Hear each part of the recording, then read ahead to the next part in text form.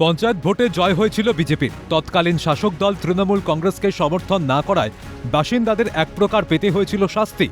নিত্যদিনের জীবনযাপনে বাসিন্দাদের একাধিক সুযোগ সুবিধা বা বলা ভালো সরকারি প্রকল্প থেকে হতে হয়েছিল বঞ্চিত। হুগলির আস্তারা দত্তপুরে চরম দুর্ভোগ, কিন্তু এবার রাজ্যের পালাবদল হয়েছে, বদলেছে সরকার।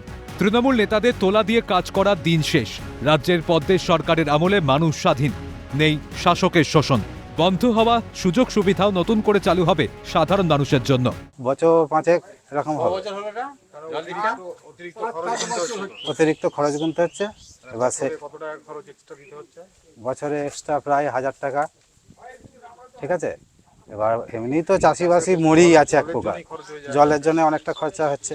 আগে দিত, হয়তো জল কম উঠছে বা ব্যাপারটা ওরাই ঠিক জানে, বা অন্য কোনো রাজনৈতিক কারণও থাকতে পারে যার জন্য জলটা ঠিক দিচ্ছে না। কোনো কিছু হয় না এখনো। 10 লাখ টাকার আমাদের এখানে কোনো কাজই হয় না। খালি এই 20খানা ল্যাম্প লাগিয়েছে, তাছাড়া কোনো কাজ হয় না এখানে।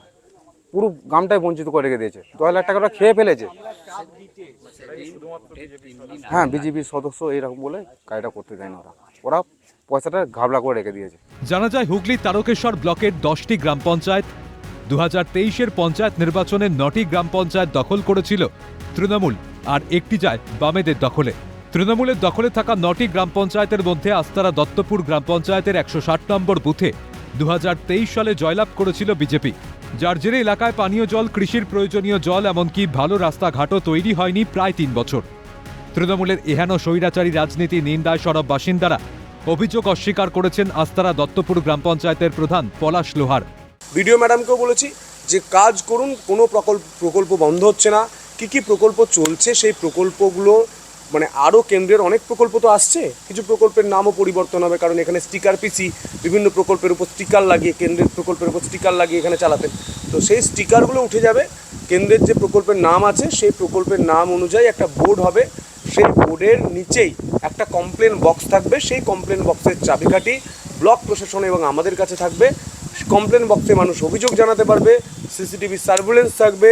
এখন পর্যন্ত কোনো পঞ্চায়েত প্রধান, কোনো পঞ্চায়েতের সদস্য, কোনো উপপ্রধানকে এমন কোনো থ্রেট দেওয়া হয়নি যে কাজ করতে পারবে না বা কিছু বলা হয়নি। না, এরকম কোনো ঘটনা এখনো সামনে আমার কাছে আসেনি। আপনার মুখ থেকে আমি এই প্রথম শুনছি যে এরকম একটা অভিযোগ আছে।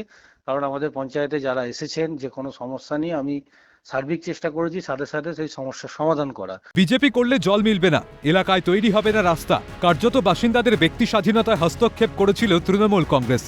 রাজনৈতিক পালাবদলে হয়তো আসবে সুদিন। জেলা প্রশাসন ও বিধায়কের তত্ত্বাবধানে আবারও বাসিন্দাদের জীবন ফিরবে স্বাভাবিক ছন্দে। সুদিনের অপেক্ষায় এলাকাবাসী। তৃণমূল কংগ্রেস 15 বছর অর্থাৎ সরকারের থেকেও এখানকার মানুষ কিন্তু অনেক কিছু সুযোগ সুবিধা পায় না, যেমন ক্ষোভ প্রকাশ করছেন। অন্যদিকে এই 2026 সালে জয়লাভ করার পর তাদের মুখে কি হাসি ফুটবে সেটাই কিন্তু দেখার। হুগলি তারকেশ্বর থেকে সুভাষ মজুমদারের রিপোর্ট, ক্যালকাটা নিউজ।